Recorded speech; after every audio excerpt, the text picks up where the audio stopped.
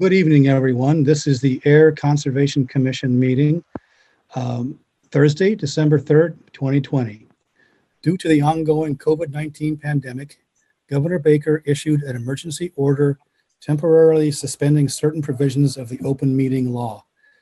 Public bodies otherwise governed by the opening meeting law are temporarily relieved from the requirement that meetings be held in public places, open and physically accessible to the public, so long as measures are taken to ensure the public access to the body's deliberations through adequate alternative means. This meeting will be broadcast live on Channel 8 and on Zoom. The public may participate remotely by following the call-in information on the bottom of the live broadcast screen.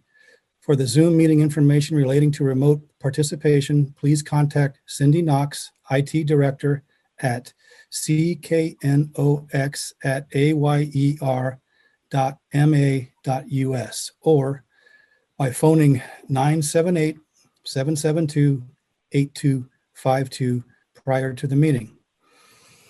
In attendance this evening, we have Jenna Maya as a member, George Bacon as a member, Jess Eugenio is the clerk, and Mark Phillips is not in attendance this evening, and myself, John Schmallenberger, as chair. All righty. Do we have confirmation of the agenda? Yes, the agenda is all set the way it's written. Great. A motion to accept the agenda as written. So moved. Seconded. All in favor say aye. Aye. Aye. Opposed say no. Motion is passed.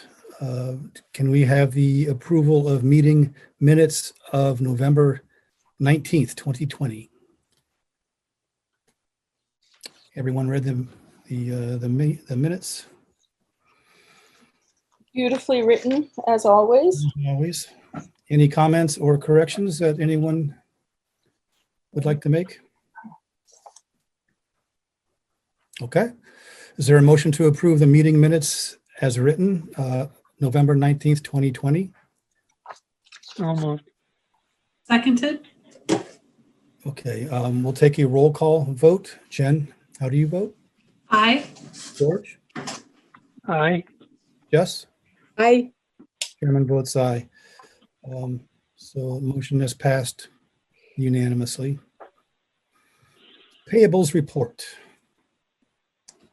So in your packet, you should have a payables report. We're kind of transitioning after the fact to the town manager form of government and how it streamlines our process for getting invoices paid more quickly. And so rather than going through all of our invoices as they come in, we're going to be getting a payables report that may not look like this in the future. This was kind of a time-consuming thing to put together, but you should have all the invoices that were submitted for payment attached to the file that was the payables report. And we can talk more about this at office updates, but there you have your payables report.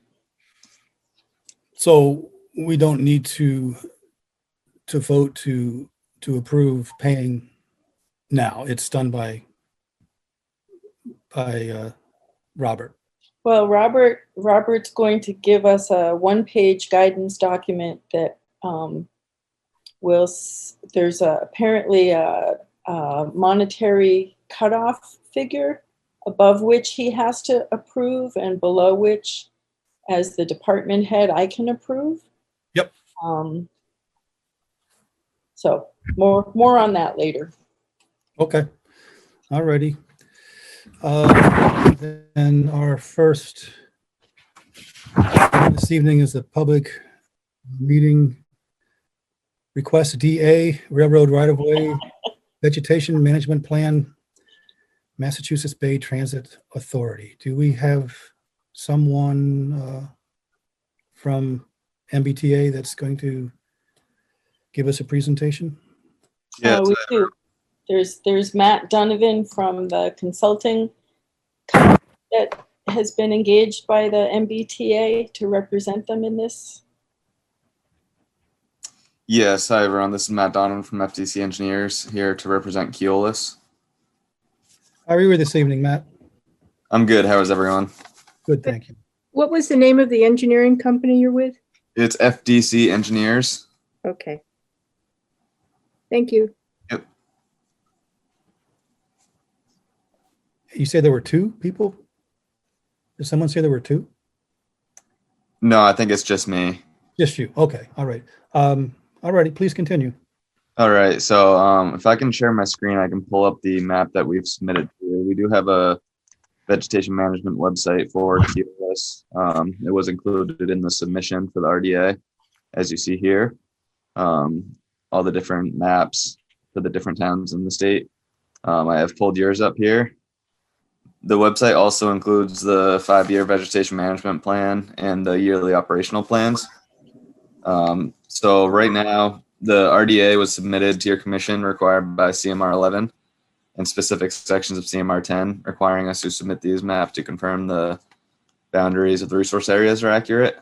The requirements are part of the 5-year vegetation management plan, which is currently under review by the permitting jurisdiction of the Massachusetts Department of Agricultural Resources.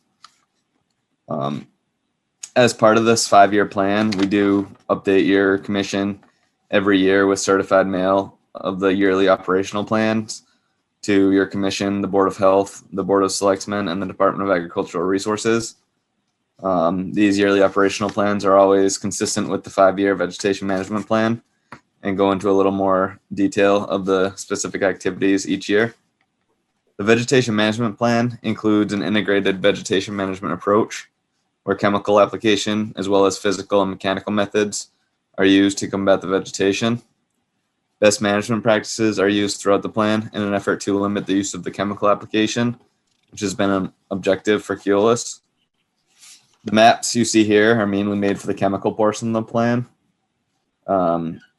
They were used with USGS and MassGIS layers to determine the boundaries of the sensitive and protected areas, and we do get a list of all private wells adjacent to the right-of-way from the Mass Department of Agricultural Resources. So as you can see, there are areas on the maps that are depicted as that are yellow or blue zones, which depict the limited or no spray zones. In the field, the railroad tracks themselves are marked with the same color-coded system, and there's a certified spray truck applicator who performs the chemical application. They will always be accompanied by an environmental monitor from Keolis's environmental team, and they will always have these maps on hand when performing the application. Most importantly, the yellow zones will never be sprayed outside of the track structure itself, which is federally mandated to keep free of vegetation with no alternatives. In the blue zones, these areas are limited spray zones, so they can be sprayed every 1 or 2 years, depending on the color blue. So in these areas, the track structure itself will always be sprayed every year. Beyond the track structure itself, it's really only sprayed on an as-needed basis, no more than the allowed interval allows. And really in these zones, they'll really only be sprayed on an as-needed basis if the vegetation and conditions call for it. More of an effort in all of these marked zones, more of an effort is put into physical and mechanical methods to control the vegetation due to the proximity to the resource areas, to limit the chemical application in these areas. So that's an overview of the work and the maps, and I can answer any questions. If you have any questions, I can open it up to the commission. I think in last thing I should mention is we are requesting a negative determination to allow us to perform this work as we have in the past. So yeah, I can open the floor up to the commission. All right. Are there any questions or comments from commissioners? Jen, do you have any comments? I just want to make sure I'm understanding. So you don't do any actual removal, you're just doing spraying in this area? No, so in these areas in particular, these areas are all marked with either blue or yellow zones. Yeah. So in these areas, there will be spraying on the tracks themselves, but outside of the track structure, because of the proximity to some of the sensitive areas, more of an effort is taken into physical and mechanical methods in these areas to control the vegetation outside of the track structure. Gotcha. Okay. So it is a combination. Gotcha. Thank you. Yep. Jess, comments? Could you give more detail about the physical or mechanical methods? On the one hand, there's, heavy pruning and removal of material. On the other hand, is there digging into the earth or disturbance of dirt? No, it's all cutting. They wouldn't disturb the earth with this work. Okay. And the cuttings are just left to fall? No, that's in the vegetation management plan. There's guidelines on how to either remove or chip up the vegetation outside of the buffer zone of the resource areas. That can all be found in the vegetation management plan on the removal of the vegetation. Mhm. George, you have any comments, thoughts? So is the vegetation removal, is any of it occurring in the resource area? Yes, it would. In the resource area, especially, there's no use of chemical herbicides. So the only way to control the vegetation in these areas to make it safe for the trains is to use the mechanical and physical measures. How far away from the tracks do you normally cut? It varies. So a railroad right of way, it's not like your standard utility or roadway right of way. It differs in width throughout different towns and even throughout sections of towns. It's inside. There's specific areas along the right of way that take more vegetation management than others, such as like inside of curves. You want to keep the vegetation down, and like at roadway crossings where you want the cars to see down the tracks and you want the trains to be able to see to the crossings. You want to keep that really clear of vegetation. Also around switches and other on track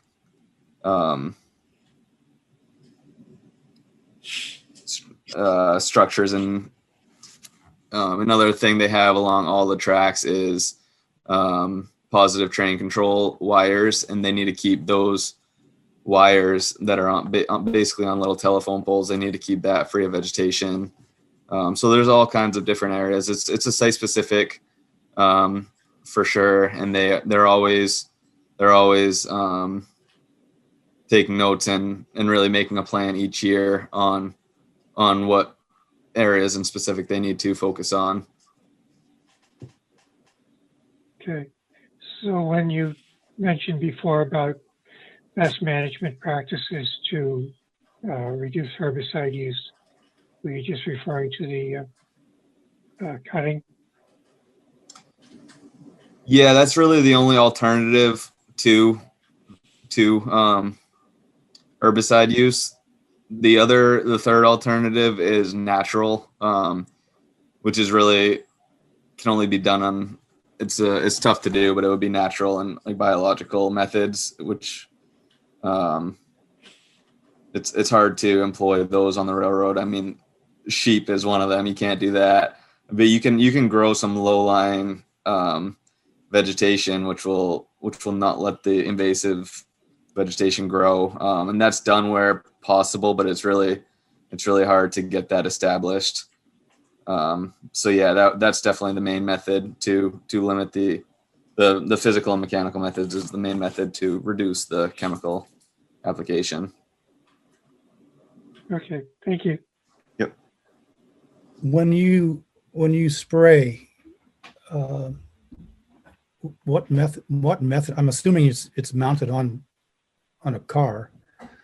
Yeah, and Car, it's and applied at low pressure on the back of a truck that sits directly on the rails, and I can pull up. This is kind of what the booms look like on the back of a spray truck. so it basically sprays down. It basically sprays down, but they also have arms that can spray out. This is the section that will really always get sprayed as long as there's no open water. So this is the track structure will always get sprayed. Outside of that, the arms that will spray beyond what you see here. Those booms can be turned off with the flip of a switch. And it's applied at low pressure in accordance with the CMR 11. And the mechanical method is basically the same. It just sits on a railroad car and extends out and down.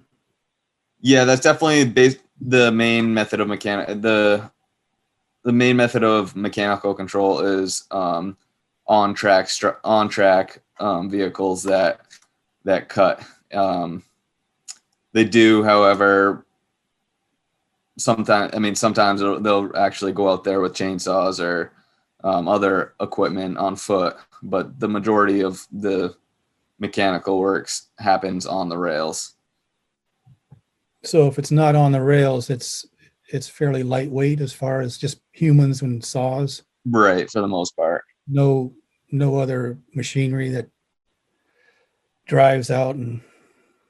No, the heavy machinery will take the rails to get there and do it directly from the rails with arms that keep it off to keep from disturbing the soils.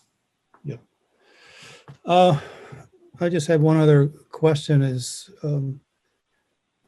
are you doing anything differently than what you've done in the past? No, we're not doing anything different. This happens all the time. It's been the CMR 11 I think was established just over 20 years ago. So since then, Keyless has always been, like I said, they have been making an objective to reduce the chemical application. So I guess in a sense that's one thing they're doing different is they're trying to address that, but the whole concept is definitely the same. No different methods or anything. It's just with a little bit more of an approach for sustainability, I guess. But all the work itself is the same. Yep. Joanne, do you have any thoughts, questions? Well, I do. Did you all read the MACC letter that came out regarding this? It was in your packet. Yeah. It's the Massachusetts Association of Conservation Commission's opinion that the RDA is not properly constructed and is asking for a response from the commission that is not appropriate. And I understand there's a balancing act between providing safe transportation to the public and protecting shared environmental resources. And I think MACC and the Massachusetts Society for Municipal Conservation Professionals, which is the agents organization, are recommending that that commissions not return a -2 and 5 determination for this, because in their opinion, it's not appropriate. John, we have 5 minutes. Thanks, What- Jen. What's the alternative to a negative? If there's a positive determination, then does this require a notice of intent? Are they saying? So I know, for example, the town of Concord issued a positive determination only to confirm the resource area lines, and any work done to mechanically remove vegetation would require a notice of intent. And I also know that the MBTA is appealing that determination. Right. So the positive determination does require a notice of intent, which is why we are requesting the negative determination as we have in the past. So like I had mentioned earlier, nothing has changed over the last at least 5 years, if not 10 or 15 years, from us coming to your commission with these RDAs each and every 5 years as we get the vegetation management plans renewed. This was filled out. It's always been submitted to your commission like this with the negative determination. The MAC guidance opinion came out after we submitted this to 102 different towns that the railroad runs through. So it's definitely been a cause for discussion, but we definitely still are requesting the negative determination to allow us to perform this vegetation management plan in conformance with the approved vegetation management plan by the Department of Agricultural Resources. That can definitely be spelled out in any negative determination that would be issued. One of the other concerns I have is access to actually go see the resource areas where the trains cross. I don't know if the commission has done that in the past. Yep. It's not impossible to do that right now, but it's very difficult under pandemic conditions to get access to the places where the trains go close through over our resource areas. Well, George, do you remember years ago we got to go view the area on a train car? Yeah, I remember. John, 1 minute. Thank you. So what, are you suggesting that we do that again? I don't feel a need myself, but To view it again, yeah. Shall we take a vote and see how it plays out?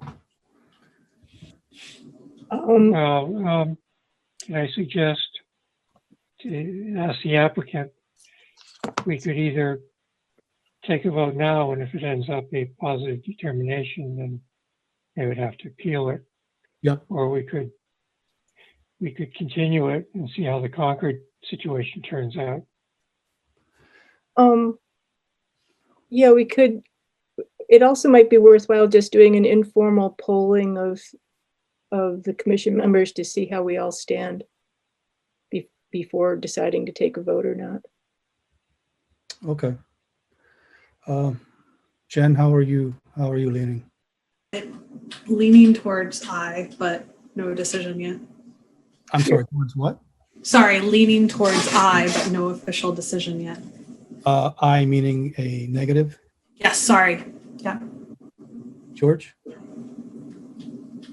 Yeah, I'm leaning towards a negative, but Jess? I'm not there.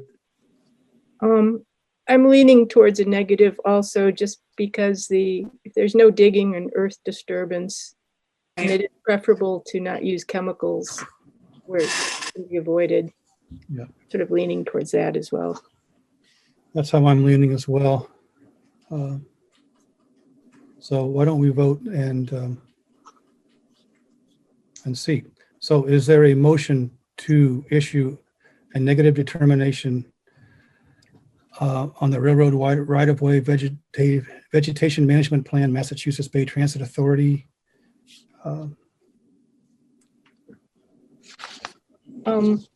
Yeah. Yep. Go ahead. Make a couple suggestions. Yep. One would be, if we did that, to just do it under the number 2 determination, not the number 5 exemption. And then the second would be make sure that any mechanical methods that did involve earth disturbance would not be permitted. And if that was the case, then that would require notice of intent.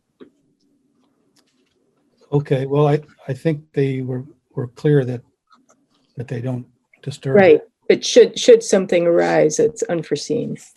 Okay. Yeah.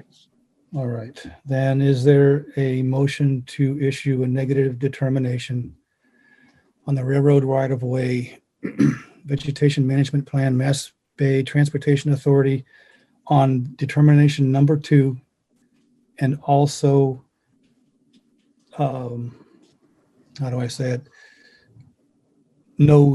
There's no disturbance of earth. And if there is, then there needs to be a notice of intent. Almost. Seconded. All right, I'll take a roll call. Jen, how do you vote? Aye. George? Aye. Jess? Aye. Chairman votes aye. The motion has been approved. And all right. Thank you, everyone. Have a good night. Thank you, Matt. Appreciate it. Our next item this evening is public meeting is an RDA at 52 Sandy Pond Road, Merle Hoffman. I was out there on Saturday. and- Hello? Yes. Hi. Okay, so I'm just letting you know I'm here. Okay, good, Merle. How are you this evening? Doing pretty well. Pretty good. All right. Yeah, Mark and I were out there and we measured the trees from the house, and there's the great big one left corner back, the big pine tree that should come out. There are 2 next to the driveway that should come out because she wants to put in a garage. There is 1 small one that we determined could stay, so we took the flag off that. There are 2 that are about 45 feet from the house. 1 is diseased, and 1 is unknown. And the tree guy was going to look at it when he got up into the crown and make a determination. And then there are 3 others that are further away from the house by about 15, 20 feet. That they're pretty tall. I doubt if they would hit the house, but if they are left, they're going to be sort of standing alone and being unprotected by the other trees as far as wind and goes. And if they do come down, then it'll be much more of a burden to deal with them on the ground than with a crane. So I guess it's the three that are furthest from the house, and I'm assuming all of you have a little map that's that I drew. Yes, Yeah. no? Yep.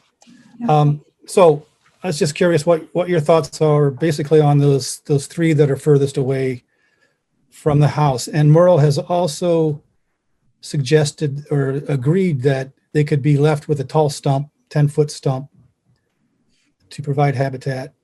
And possibly we could suggest that that Merle plants some trees. So, Jen, what are your thoughts? I think, and when we were there initially, Meryl had mentioned replanting something. I know she mentioned willows, but whatever would work. I think if there's replanting done, then I'm fine taking those down, especially as you say, if they're going to be left unprotected and might come down anyway, as long as she plants something else. Okay. George, how do you feel? Yeah, I guess I could go along with that if they're going to leave the tall stumps for habitat. Jess? I'll go along with George and Jen. I think both those are good ideas. Okay. Um, So can we make a motion? Is there any other discussion or comments? I'm sorry, from anyone else that's viewing or listening? No. Merle, how do you feel about leaving the tall stumps and replanting of some trees just to take the place of the ones that are coming down? That sounds fine with me. Okay. You know, I definitely had plans on putting some trees in because I definitely love the trees and I love the critters that they tend to bring. So yes, you know, I'm perfectly happy with that arrangement. Okay, great. Thank you. Any other comments? Motion to issue a negative determination at 52 Sandy Pond Road, Merle Hoffman, with the Two conditions. conditions of leaving a 10-foot stump and also replanting some trees. So 10-foot stumps would just be on the three from the furthest from the house. I think so, because the other one is a disease tree. In the bottom of it's all, it's open and seeping out sawdust and whatnot. So I think just the three. Okay, so should state it that way. So moved. Second, Okay, we'll take a roll call. Jen, how do you vote? aye. George? Aye. Jess? I Chairman votes aye. So we have issued a negative determination, and you need to have approval from DEP before you can do any work. Can you explain that to her, please, Joanne? Or it's silence from DEP is their expression of approval. There's a 10-day appeal period for this determination of applicability. So I'll issue this on Monday morning by emailing it and regular mailing it to DEP and regular mailing it to you, Meryl. And then Okay. if you don't hear from DEP in 10 days, that's your indication that they will not appeal this and you'll be free to go ahead and do the work. Okay. Good to know. All right. Thank you very much, Merle. All right. Thank you. Have a good night. Good night. Bye-bye. Bye-bye. Next item this evening, public hearing. Notice of intent at 0 Central Avenue, Mr. John Hillier, DEP file number 100-0451. And they have requested that we continue until 12/17. Yes. Okay. So is there a motion to continue the notice of intent at 0 Central Avenue, Mr. John Hillier, DEP file number 100-0451 until 12/17? So moved. A second, We'll take a roll call. Jen, how do you vote? Aye. George? Aye. Jess? Aye. Chairman votes aye. Motion is passed. So we will continue that on the 17th. Next item this evening is the public hearing, continued notice of intent. Snake Hill Road right-of-way, Ahu Development, DEP file number 100-0454. And do we have any additional information? We have some very, I'll call it late breaking information. We did get some information 2 separate times today from Patrick Burke, the engineer for the applicant, that really was received too late for me even to read it. And so I would suggest that it not be considered tonight beyond perhaps asking Mr. Burke if he would explain how they are treating the riverfront area for Bennett's Brook in the area of this project.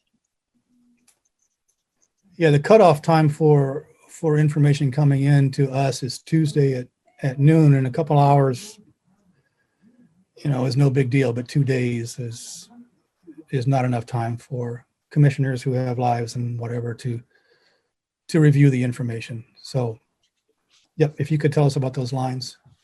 Yep, this is Patrick Burke, representing the applicant for Place Associates. I apologize for the late submission and appreciate the time it takes to review them. We shut our office down this week for a little COVID scare, which we have a negative testing, so we're back in action now. Everything's okay? Yep, we're being cautious to stay and shut down the rest of the week, but then we're going to be back in next week. We're going to get a double test to make sure the lab results come back twice negative before we return. Okay, good. We are working remotely, so we're Mhm. if you want, I can share my screen and let you see how we're approaching the wetlands for the riverfront area. Yes, please.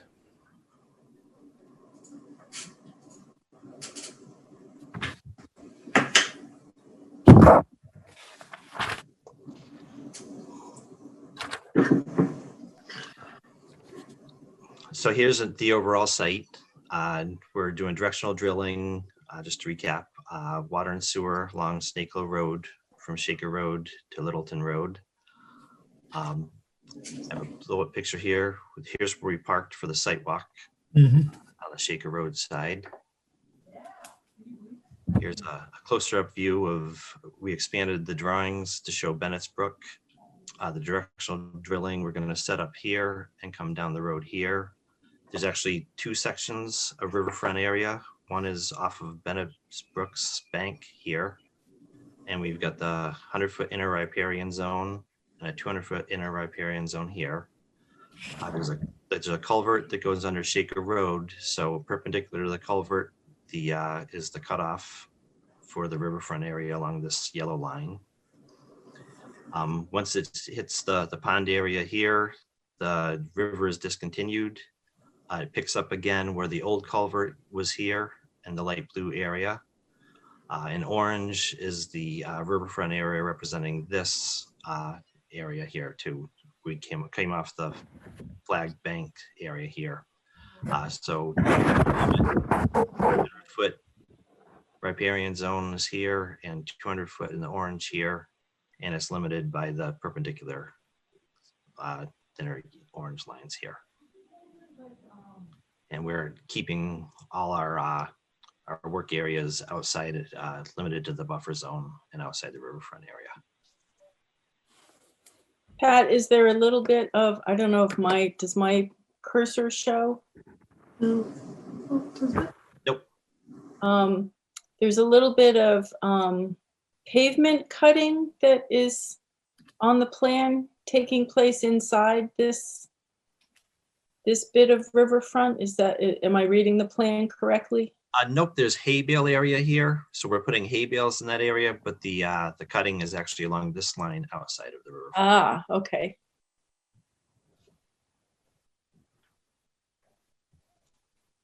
Okay.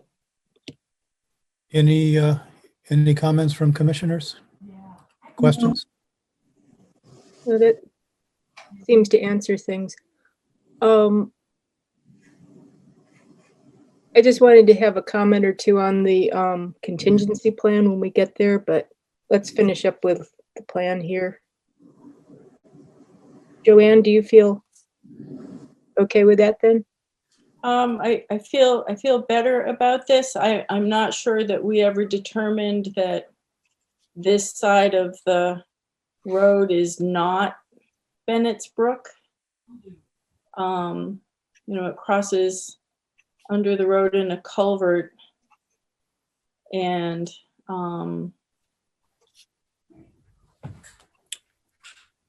I think there would be a case to be made that that is still Bennett's Brook over there on that side of Shaker Road, and that it would also have riverfront, but it would really be overlapping the yellow and blue lines.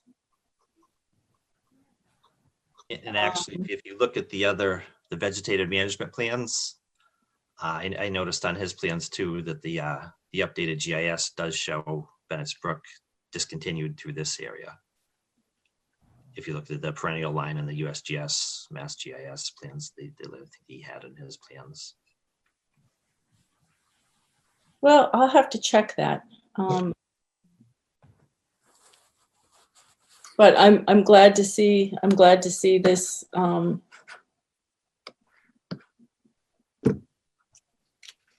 highlighted. It was these plans are a little challenging to read, honestly.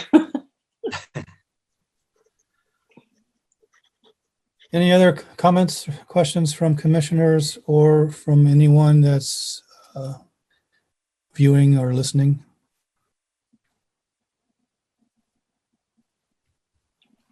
Then, Yes, Mr. Chairman.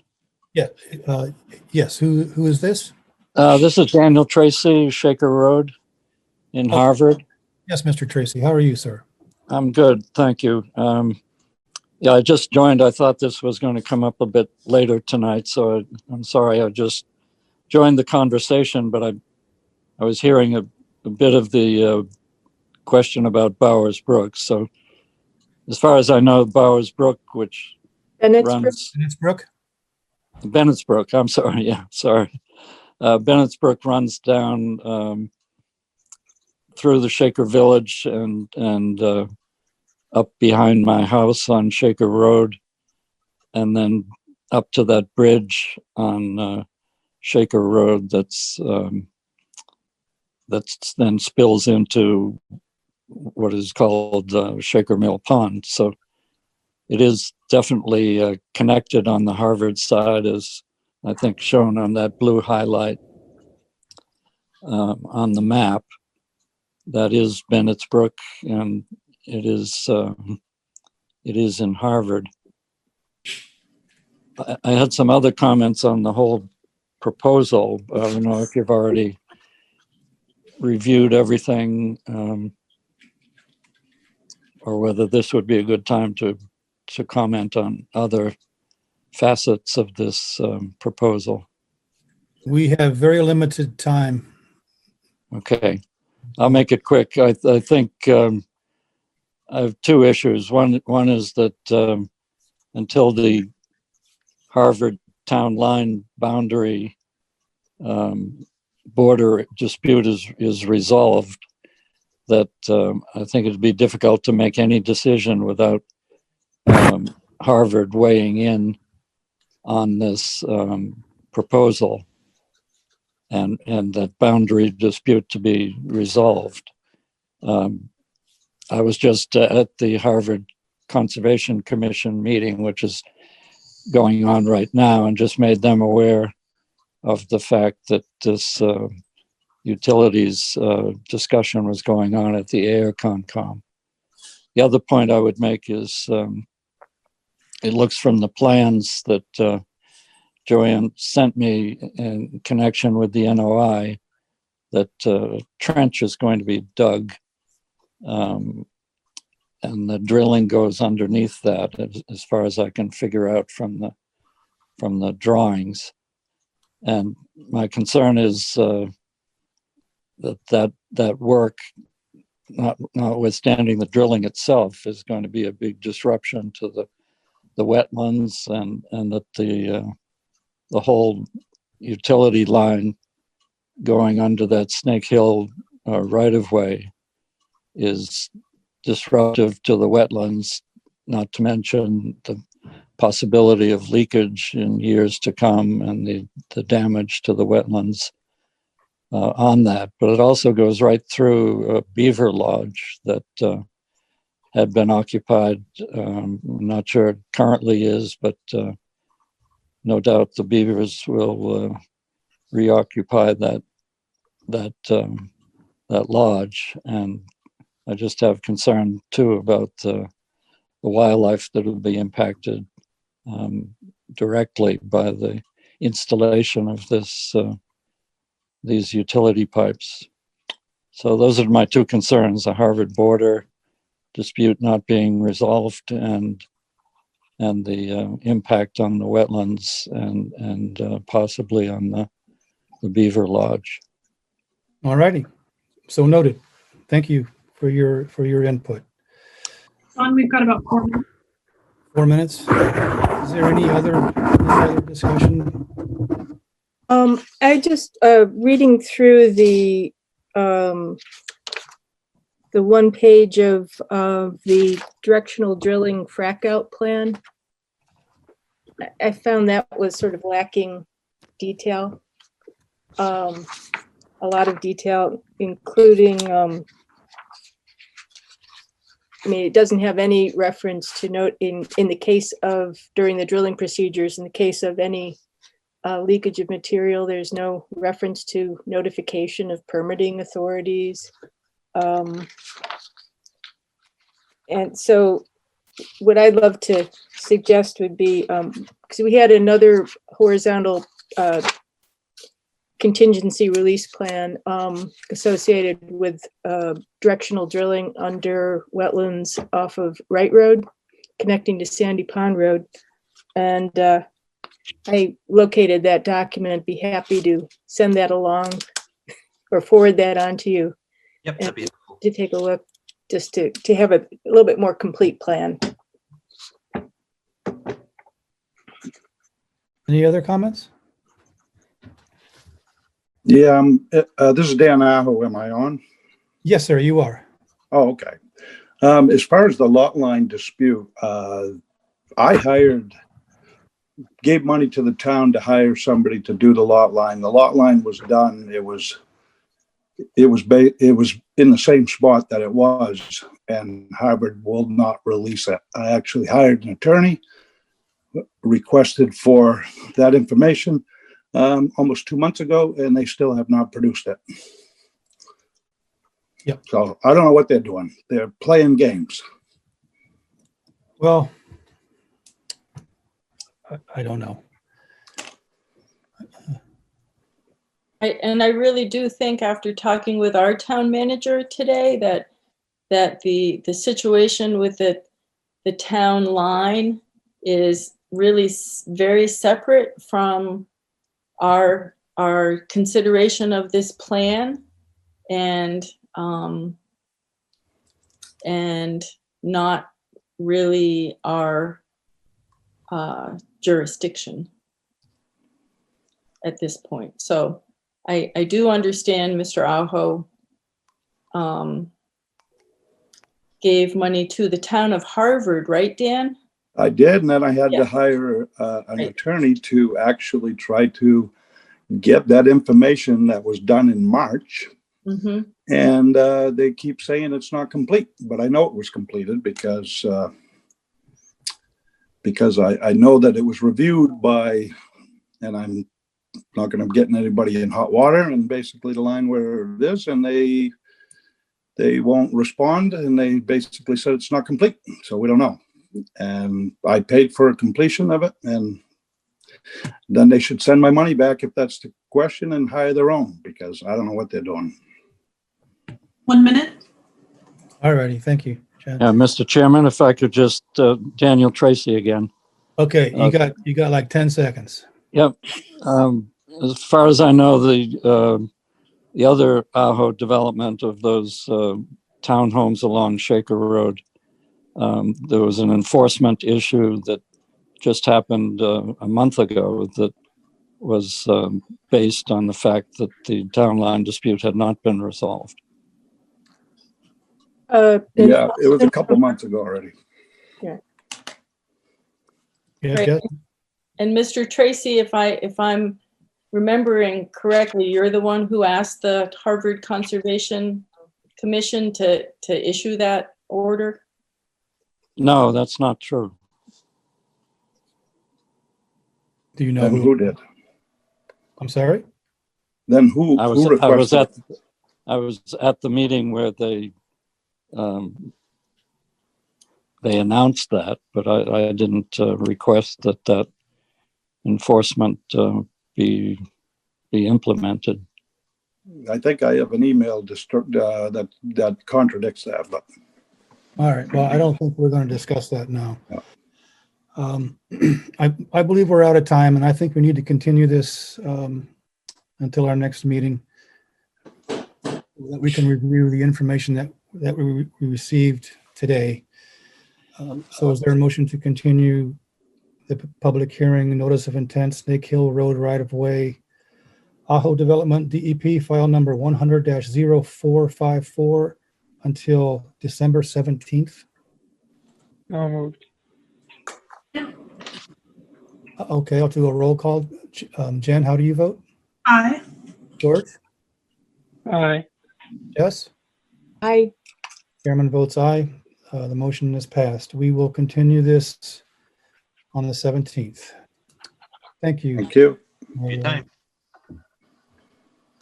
Our next public hearing, our next item this evening is a public hearing, notice of intent at 1 Bishop Road, DEP file number 100-0449. And they have requested that we continue until January 14th due to circumstances. So is there a motion to continue the public hearing, notice of intent at number 1 Bishop Road, DEP file number 100-0449 until January 14th? So moved. Second. Jen, how do you vote?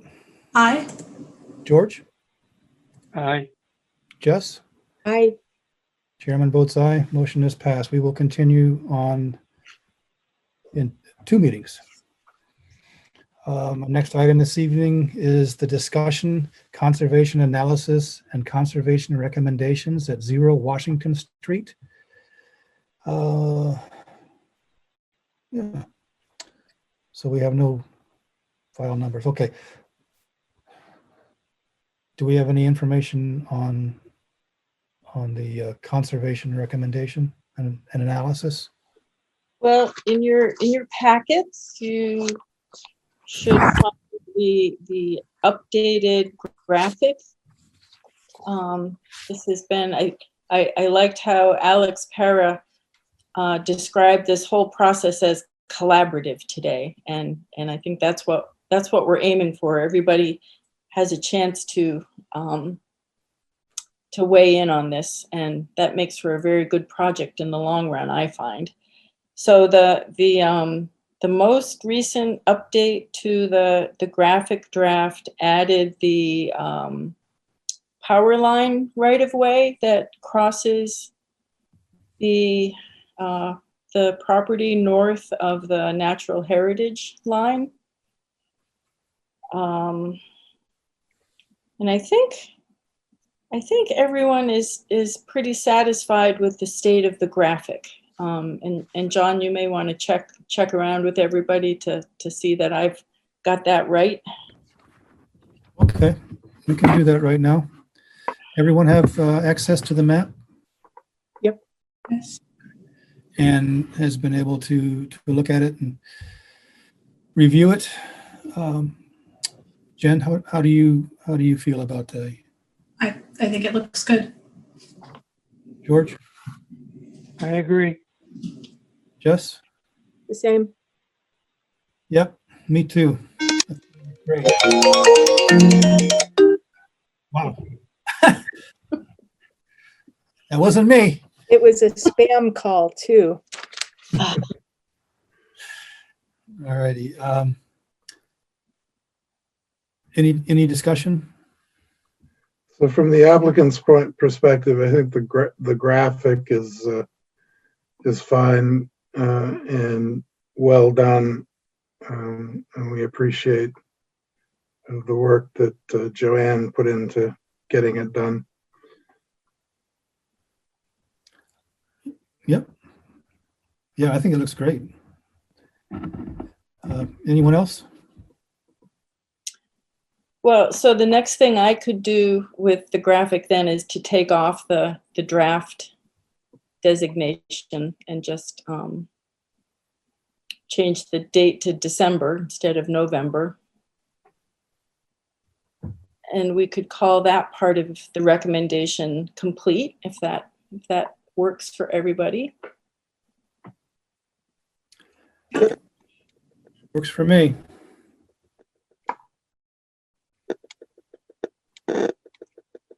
Mr. Chair. Any comments or questions from anyone who is viewing or listening? Yes. Please. Is it possible to put the graphic up on the screen? Do we have, are we able to do that? I would have to do it like this because I don't have it on this computer at home to screen share. Why don't you hold it up again then?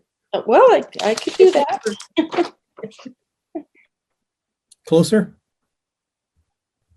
There you go.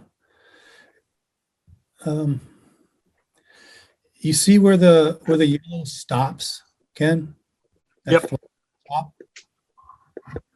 That is the natural heritage line. I'm actually familiar with it myself. I was doing it for the general public. Oh, okay. Well, good. So we could even describe it a little bit more. The red areas are the areas of highest conservation value, as pointed out in the Oxbow conservation analysis that was completed. The yellow areas are medium conservation value, and there's a little green tail down here that's the area of lowest conservation value.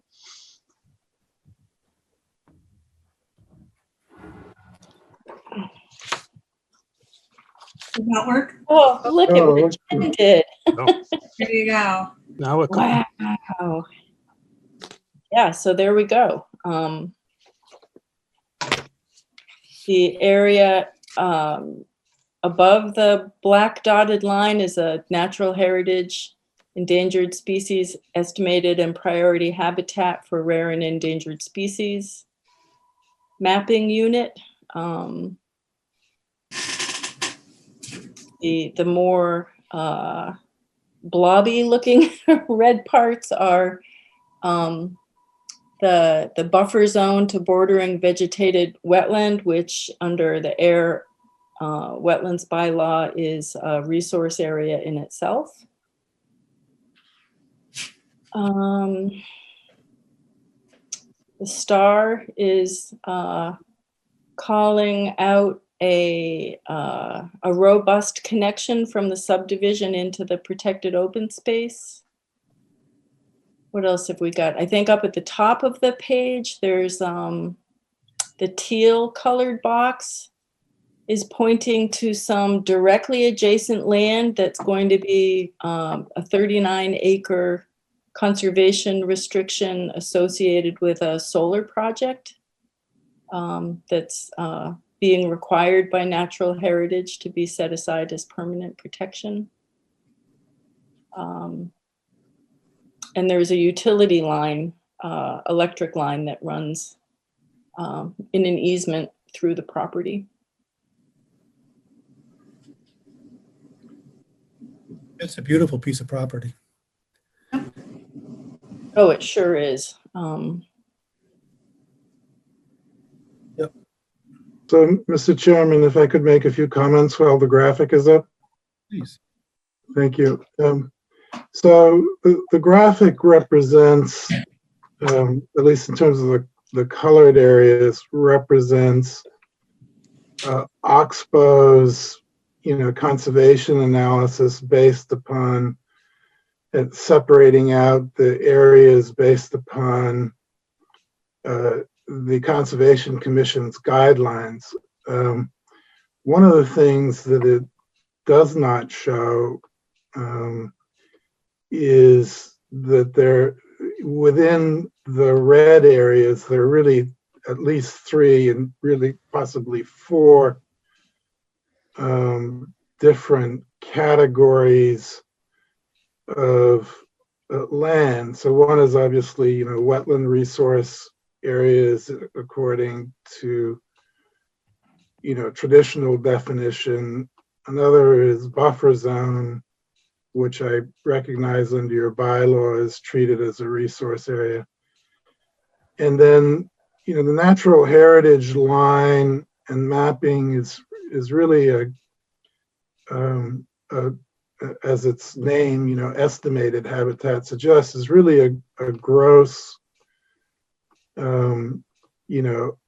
estimated mapping. And within those areas, and that's the function of natural heritage, is to make a determination whether, in fact, work within any specified area might, endanger or result in a take in endangered species. So, and we're really just looking here for a little clarity, because the process of the interaction between the Conservation Commission and the Planning Board is seemingly undefined and as to how it works or should work. So, as we go forward, based upon this mapping by Oxbow, the applicant has developed a preliminary subdivision plan that proposes to conserve 55% of the lot, which is the maximum that the planning board can require. But the red areas are substantially more than the 55%. So we think it would be useful from the point of view of clarity with the planning board that the commission either review the preliminary plan and give its blessing or not, or alternatively to prioritize, which categories of the red areas are most important to the commission. Joanne kindly, circulated her memorandum narrative, recommendation to the planning board, and I had made some suggested edits, which circulated. And in the category of kind of prioritization, I suggested that to the extent that not all of the red area is going to be in a permanent conservation restriction, I would think, and I'm not trying to put words in your mouth, but I would think that the orders of priority would be for the Conservation Commission is, natural heritage area where work would result in a take, the wetlands themselves, and at the lower end of the priority, and I'm not suggesting it's unimportant, but at the lower end of the priority would be the buffer zone.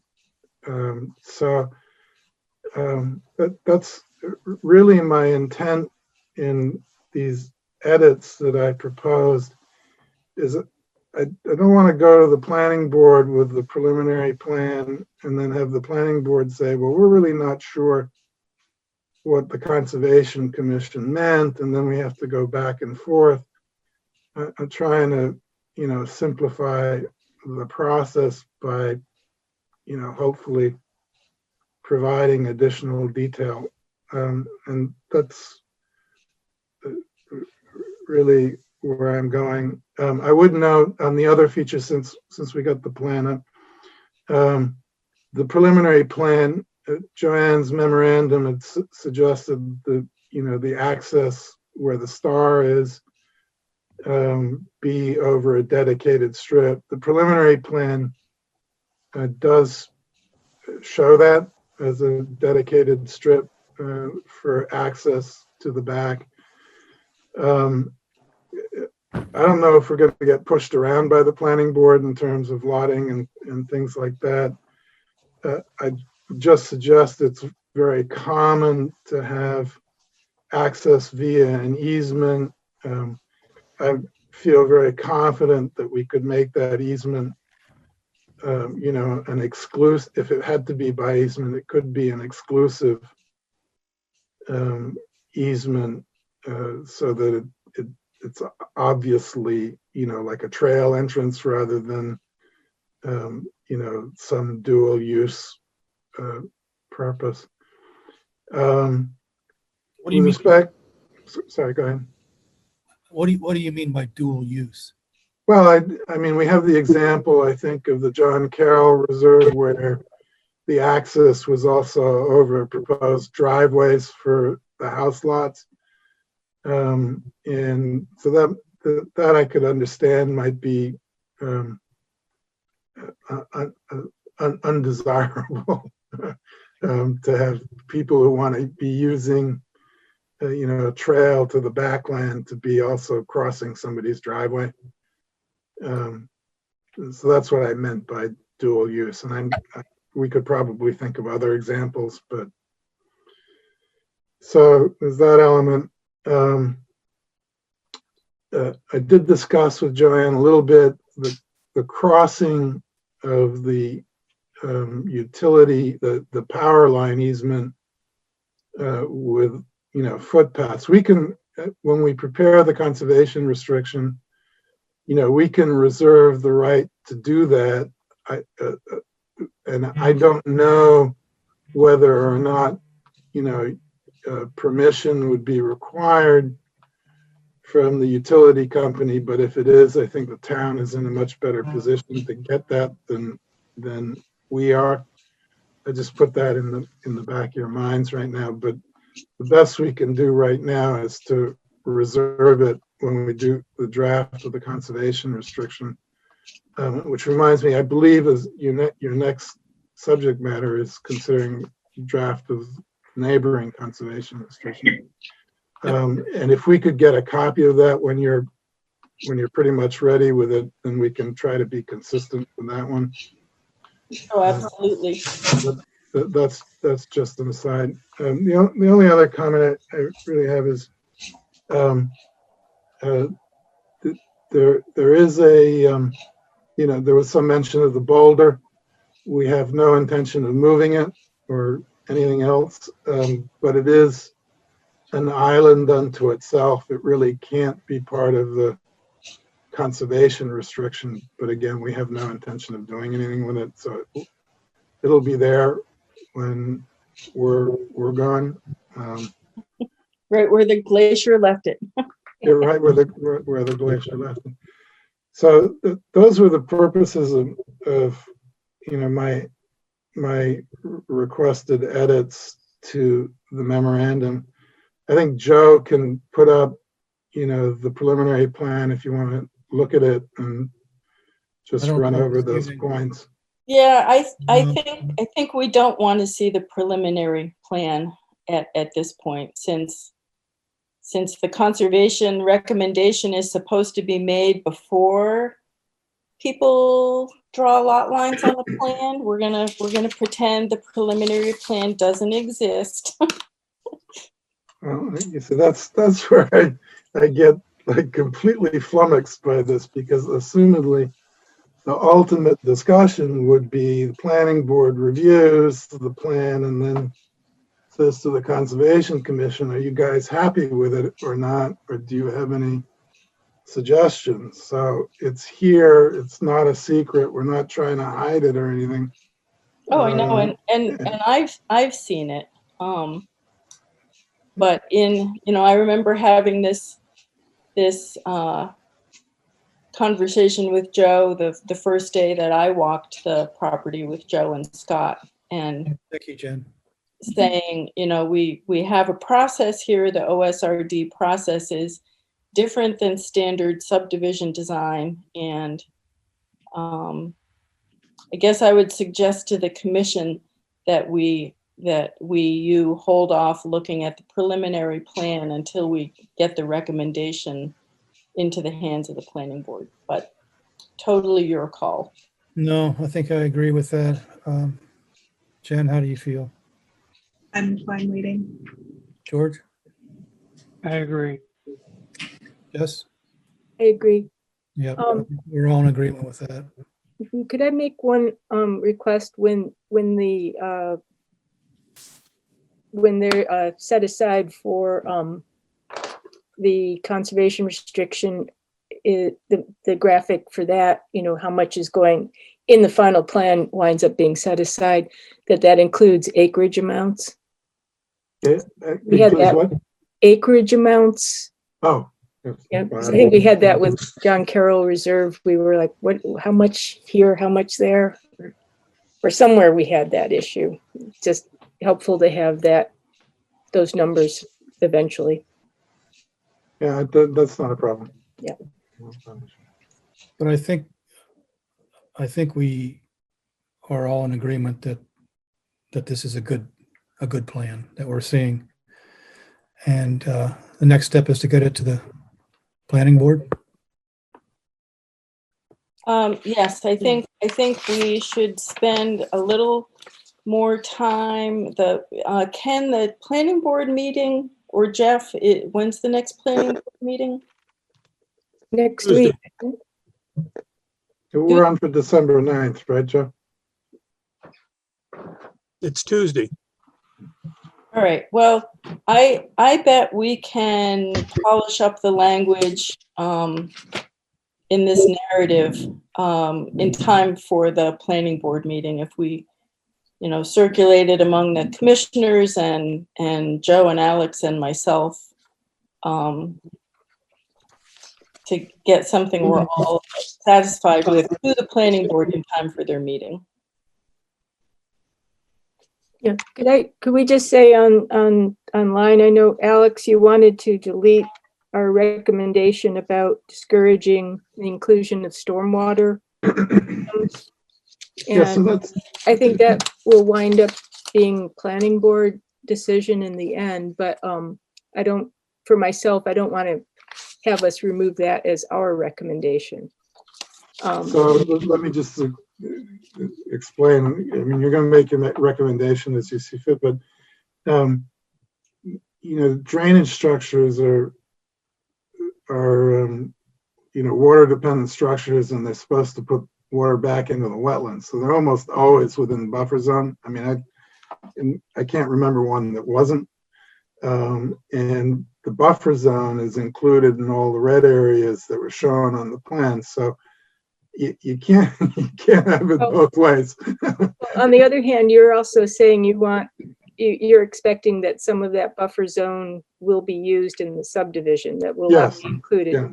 Yeah, and I think we had previously sort of decided for land to be set into a conservation restriction, and there have been other towns that have done this as well, that land, the 50% that's required by the bylaw cannot be used for the location of stormwater structures. It sort of defeats the conservation end of things.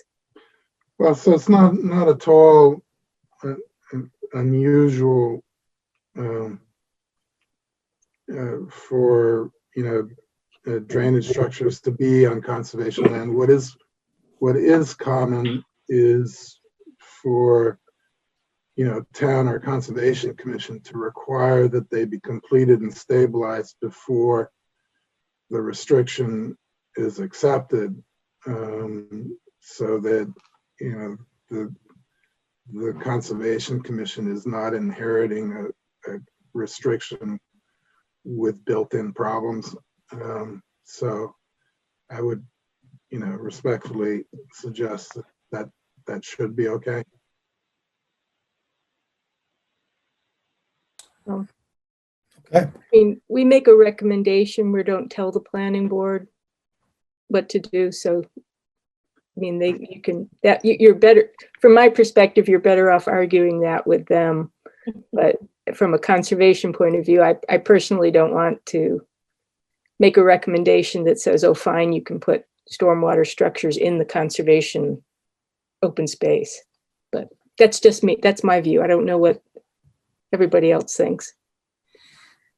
Yeah, I think we did that with John Carroll Reserve, so this would be keeping consistent with previous.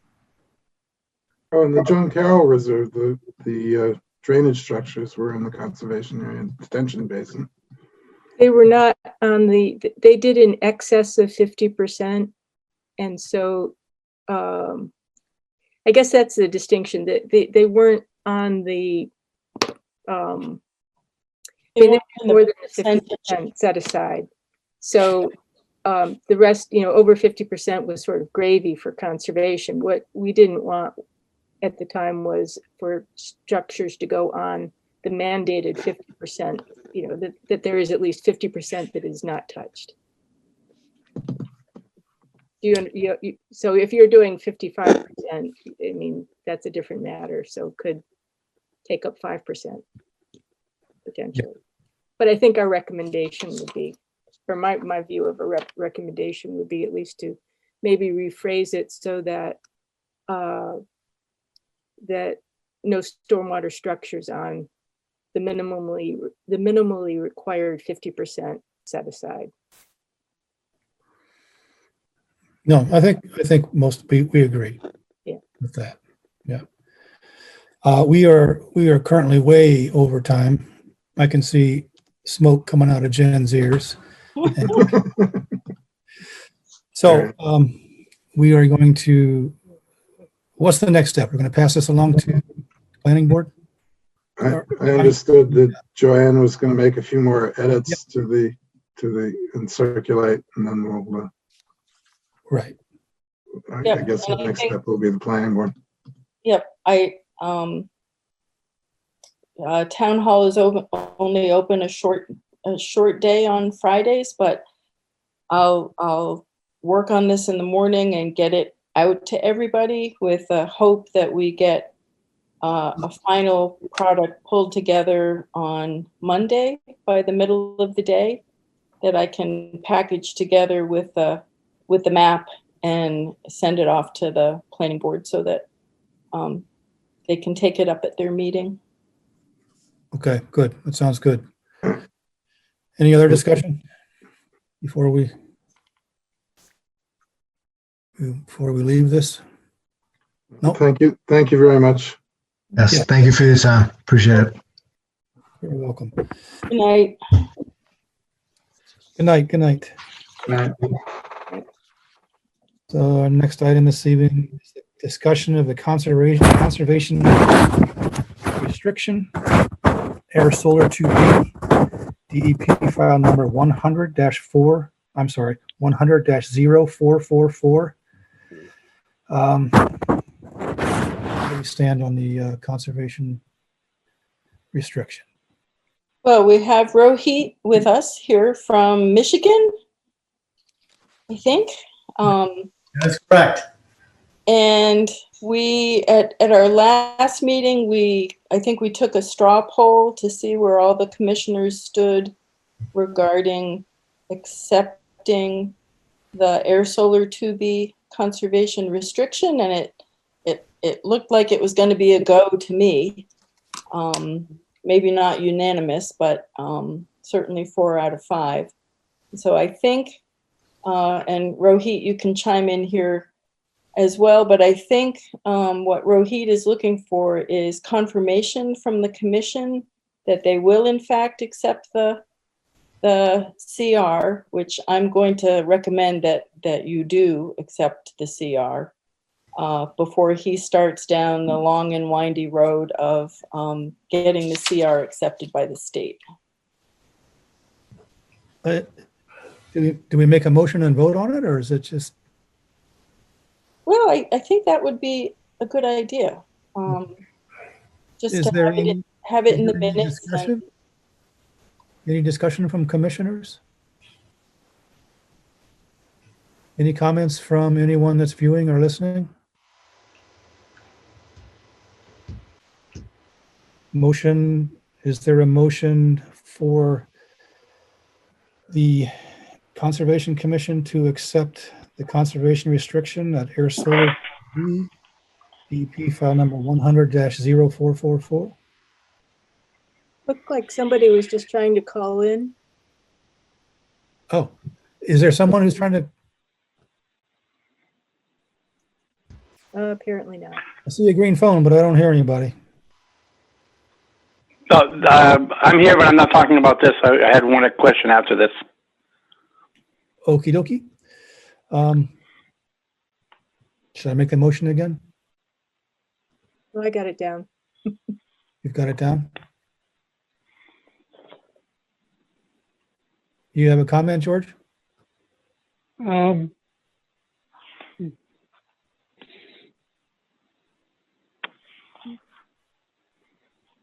Can we say instead of accept, negotiate? Say that again, please. I didn't quite hear that. Instead of saying accept the CR, say negotiate. Negotiate. Okay. So is there a motion to negotiate the CR? Or is there a motion for the Air Conservation Commission to negotiate conservation restriction Air Solar 2B, DEP file number 100-0444? So moved. Second? Jen, how do you vote? Aye. George? Aye. Jess? Aye. Chairman votes aye. The motion has passed. So I have a question, Rohit. Yes. You live in Traverse City? No, I do not live in Traverse. Where did I see that? I thought I saw Traverse Cities. I live near Ann Arbor, Michigan. Oh, I'm sorry, near Ann Arbor. Okay. I used to live up by Burt Lake. Oh, too Anyway, far. But I did have a question for you, Mr. Chairman, if I may. I know George suggested the negotiation of the CR itself, which is something that we are actually drafted, and I've sent that off to my legal staff, our legal team to review, so Mr. Costa can review and then send it off to the town of Ayer. But the one thing I did wanted to see is if you could look at, the mapping of what we've done for the CR itself, and see if you're comfortable with the map portion of the CR. I understand George was concerned about the language of the CR and how it's being drafted, but can we focus on, the map? Because I know Kyle and GPR focused on that with Joanne and George the last time walking through it. I just want to make sure we're not changing the map again. And we're focused on the language of the legal language of the CR itself. Does that make sense? it does make sense, and I don't think that we're planning on changing the map. It's been altered a little bit, hasn't it, from the initial lines? That's correct. And I think commissioners are happy with what's been done. I think. Yeah. Yep. So I think it's nothing to do with the lines in the map. Okay. Again, I think this is the first time we all agree that we're good with the map. Yes, sir. So that's the reason why I wanted to get that clarification. Okay. Any other comments from anyone? So, We have 6 minutes left in the meeting. okie dokie, thank you. Do we close this or what do we do with this? Oh, Just a discussion. just really discussion. Just a discussion. Yeah. All righty. So I think we need to move on. All right. So Rohit, you and I will begin the wild ride of the back and forth on the CR. It's kind of fun. Look forward to it.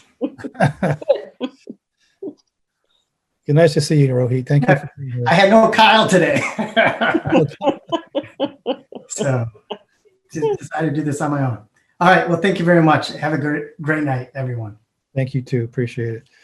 There was someone on the phone that wanted to make a brief, very brief comment. Very brief. So, this, Mr. Chairman, this is Dave Padertha. Oh, good evening, David. How are you, sir? Yeah, good.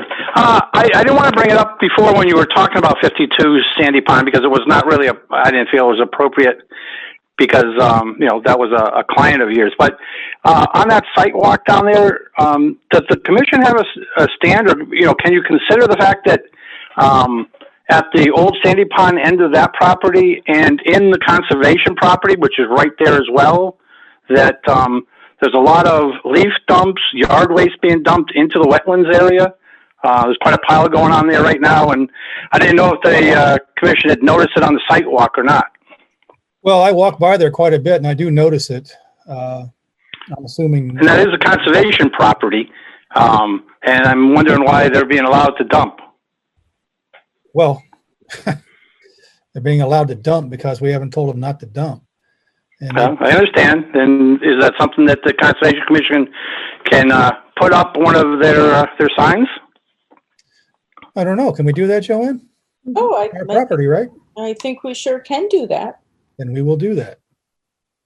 I would appreciate that. Thank you very much. Okay, Dave. Thank you, man. Yep. All right. Conservation Office updates.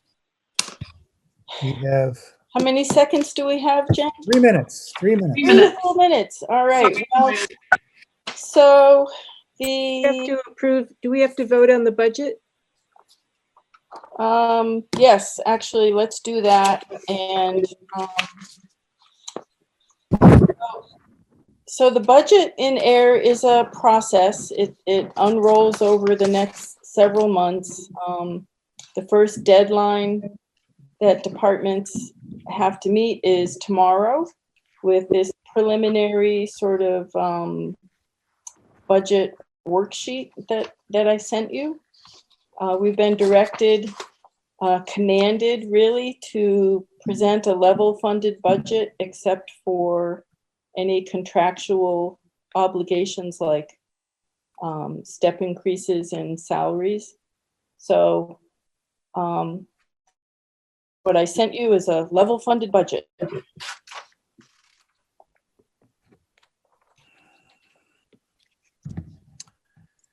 Anyone have any questions or comments about the budget? Looked fine to me. Level. Nice and level. It's nice and level. Very level, very level. So I talked to Robert today. The town is in very good financial shape through the pandemic. Folks are paying their taxes and other obligations to the town. Who knows what's going to happen in the future? It may be the case that departments are asked to reduce their budgets between now and town meeting, but for the moment, we are carrying on at the same level of funding that we received last year. So yes, I think voting on this would be what's in order. Is there any other comments or questions? No, is there a motion to accept the budget as submitted? So moved. Second. Jen, how do you vote? Aye. George? Aye. Jess? I Chairman votes aye. Motion is passed. Ready? What else we got? Well, so you can all read the office updates. The only one that I have a question for the group about, and I talked to John about this earlier today, was if there are any restrictions on motorboat use of Flanagan Pond.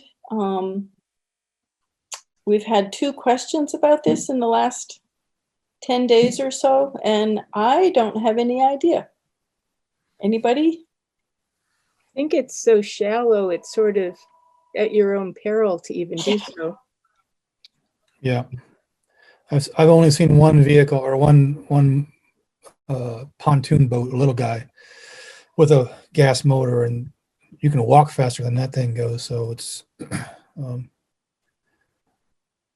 I guess you can do it. I have no idea, but Yeah. I'll get back to them and say that we don't have any idea. That's fine. how do we go about So- finding that out?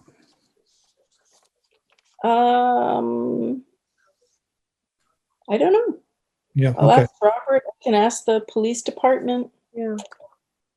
It's a, I suppose that maybe the state DCR or whatever, but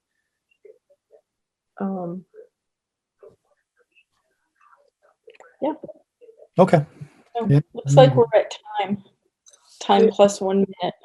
Okay. everybody was okay with the meeting date I circulated, right? Yes. Yes. Yeah. Thanks for doing that, Jess. Okay. Mhm. So, Oh, motion to adjourn? one, Oh, I'm sorry. Go ahead. just for our next meeting, we should also discuss the solitude report, put that on the agenda. Yep. And whether we would then be asking town meeting for another round of funding or not. Mhm. Okay. Anything else? Motion to adjourn? So moved. Second. Jen, how do you vote? Aye. George? Aye. Jess? Aye. Chairman votes aye. We are adjourned. Thank you all.